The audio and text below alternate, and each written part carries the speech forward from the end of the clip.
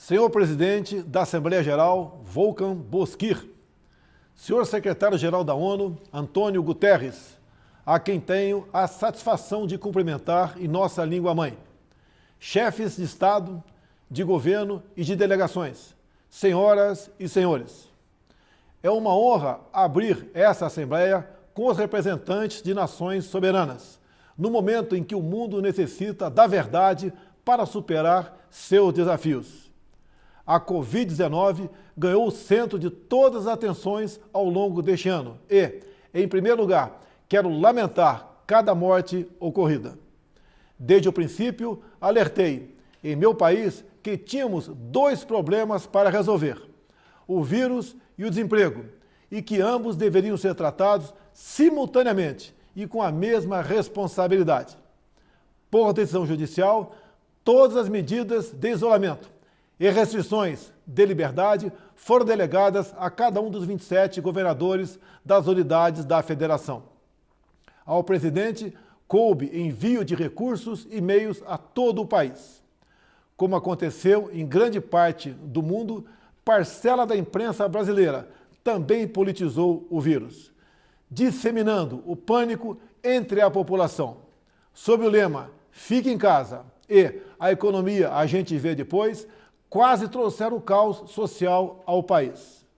Nosso governo, de forma arrojada, implementou várias medidas econômicas que evitaram o mal maior. Concedeu auxílio emergencial em parcelas que somam aproximadamente $1.000 para 65 milhões de pessoas, o maior programa de assistência aos mais pobres no Brasil e talvez um dos maiores do mundo. Destinou mais de $100 bilhões para ações de saúde, socorro a pequenas e microempresas, assim como compensou a perda de arrecadação dos estados e municípios. Assistiu a mais de 200 mil famílias indígenas com produtos alimentícios e prevenção à Covid. Estimulou, ouvindo profissionais de saúde, o tratamento precoce da doença. Destinou $400 milhões para a pesquisa, desenvolvimento e produção da vacina de Oxford no Brasil. Não faltaram, nos hospitais, os meios para atender aos pacientes de Covid. A pandemia deixa a grande lição de que não podemos depender apenas de umas poucas nações para a produção de insumos e meios essenciais para a nossa sobrevivência. Somente o insumo de produção de hidroxicloroquina sofreu um reajuste de 500% no início da pandemia. Nesta linha, o Brasil está aberto para o desenvolvimento de tecnologia de ponta e inovação, a exemplo da indústria 4.0, da inteligência artificial, nanotecnologia e da tecnologia 5G, com quaisquer parceiros que respeitem nossa soberania, prezem pela liberdade e pela proteção de dados. No Brasil, apesar da crise mundial, a produção rural não parou. O homem do campo trabalhou como nunca, produziu, como sempre, alimentos para mais de 1 bilhão de pessoas. O Brasil contribuiu para que o mundo continuasse alimentado. Nossos caminhoneiros marítimos, portuários e aeroviários mantiveram ativo todo o fluxo logístico para a distribuição interna e exportação. Nosso agronegócio continua pujante e, acima de tudo, possuindo e respeitando a melhor legislação ambiental do planeta. Mesmo assim, somos vítimas de uma das mais brutais campanhas de desinformação sobre a Amazônia e o Pantanal. A Amazônia brasileira é sabidamente riquíssima. Isso explica o apoio de instituições internacionais a essa campanha escorada em interesses escusos que se unem a associações brasileiras, aproveitadoras e patrióticas, com o objetivo de prejudicar o governo e o próprio Brasil. Somos líderes em conservação de florestas tropicais. Temos a matriz energética mais limpa e diversificada do mundo. Mesmo sendo uma das 10 maiores economias do mundo, somos responsáveis por apenas 3% da emissão de carbono. Garantimos a segurança alimentar a 1/6 da população mundial. mesmo preservando 66% de nossa vegetação nativa e usando apenas 27% do nosso território para a pecuária e agricultura, números que nenhum outro país possui. O Brasil desponta como o maior produtor mundial de alimentos e, por isso, há tanto interesse em propagar desinformações sobre o nosso meio ambiente. Estamos abertos para o mundo naquilo que melhor temos para oferecer, nossos produtos do campo. Nunca exportamos tanto. O mundo cada vez mais depende do Brasil para se alimentar. Nossa floresta é úmida e não permite a propagação do fogo em seu interior. Os incêndios acontecem praticamente nos mesmos lugares, no entorno leste da floresta, onde o caboclo e o índio queimam seus roçados em busca de sua sobrevivência em áreas já desmatadas. Os focos criminosos são combatidos com rigor e determinação. Mantenho minha política de tolerância zero com o crime ambiental. Juntamente com o Congresso Nacional, buscamos a regularização fundiária, visando identificar os autores desses crimes. Lembro que a região amazônica é maior que toda a Europa Ocidental. Daí a dificuldade de combater não só os focos de incêndio, mas também a extração ilegal de madeira e a biopirataria. Por isso, estamos ampliando e aperfeiçoando o emprego de tecnologias e aprimorando as operações interagências, contando, inclusive, com a participação das Forças Armadas. O nosso Pantanal, com área maior que muitos países europeus, assim como a Califórnia, sofre dos mesmos problemas. As grandes queimadas são consequências inevitáveis da alta temperatura local, somada ao acúmulo de massa orgânica em decomposição. A nossa preocupação com o meio ambiente vai além das nossas florestas.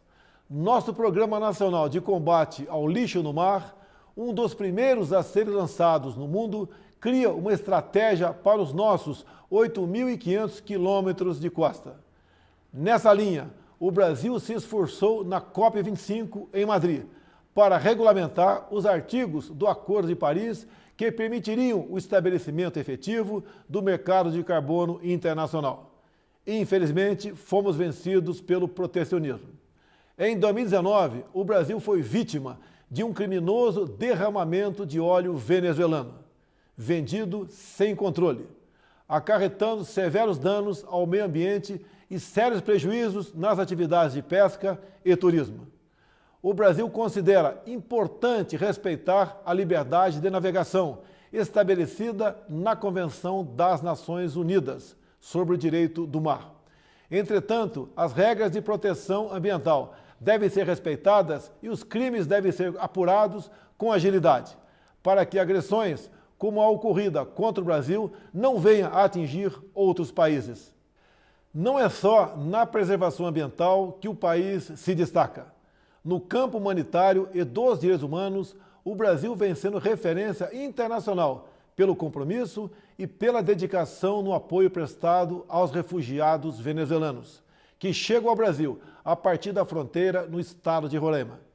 A Operação Acolhida, encabeçada pelo Ministério da Defesa, recebeu quase 400 mil venezuelanos deslocados devido à grave crise política e econômica gerada pela ditadura bolivariana.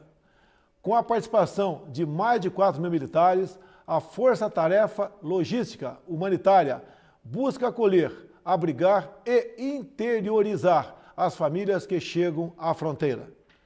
Como um membro fundador da ONU, o Brasil está comprometido com os princípios basilares da Carta das Nações Unidas: paz e segurança internacional, cooperação entre as nações, respeito aos direitos humanos e às liberdades fundamentais de todos.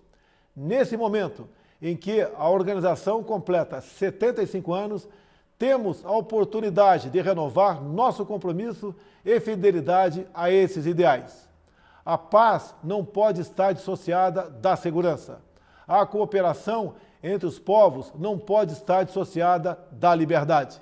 O Brasil tem os princípios da paz, cooperação e prevalência dos direitos humanos inscritos em sua própria Constituição. e, tradicionalmente, contribui, na prática, para a consecução desses objetivos. O Brasil já participou de mais de 50 operações de paz e missões similares, tendo contribuído com mais de 55 mil militares, policiais e civis, com participação marcante em Suez, Angola, Timor-Leste, Haiti, Líbano e Congo. O Brasil teve 2 militares premiadas pela ONU na missão da República Centro-Africana, pelo trabalho contra a violência sexual. Seguimos comprometidos com a conclusão dos acordos comerciais firmados entre o Mercosul e a União Europeia e com a Associação Europeia de Livre Comércio. Esses acordos possuem importantes cláusulas que reforçam nossos compromissos com a proteção ambiental. E meu governo, o Brasil, finalmente abandona uma tradição protecionista e passa a ter, na abertura comercial, a ferramenta indispensável de crescimento e transformação. Reafirmo nosso apoio à reforma da Organização Mundial do Comércio, que deve prover disciplinas adaptadas às novas realidades internacionais. Estamos igualmente próximos do início do processo oficial de acessão do Brasil à OCDE. Por isso, já adotamos as práticas mundiais mais elevadas em todas as áreas, desde a regulação financeira até os domínios da segurança digital e da proteção ambiental.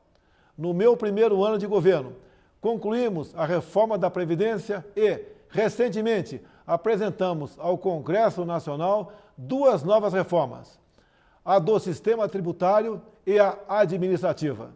Novos marcos regulatórios em setores-chave, como o saneamento e o gás natural, também estão sendo implementados.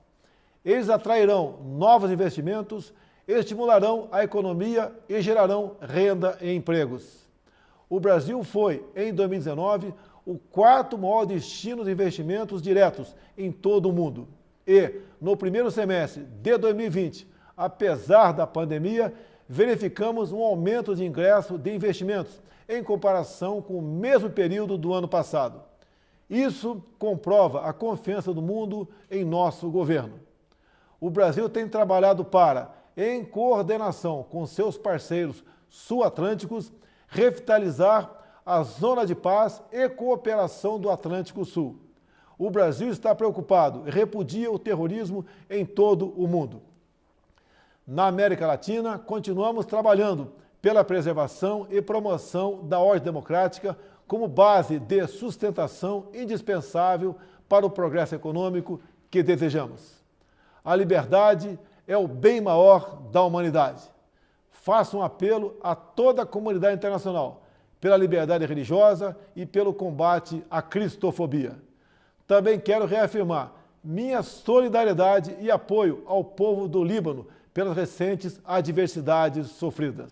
Cremos que o momento é propício para trabalharmos pela abertura de novos horizontes, muito mais otimistas para o futuro do Oriente Médio.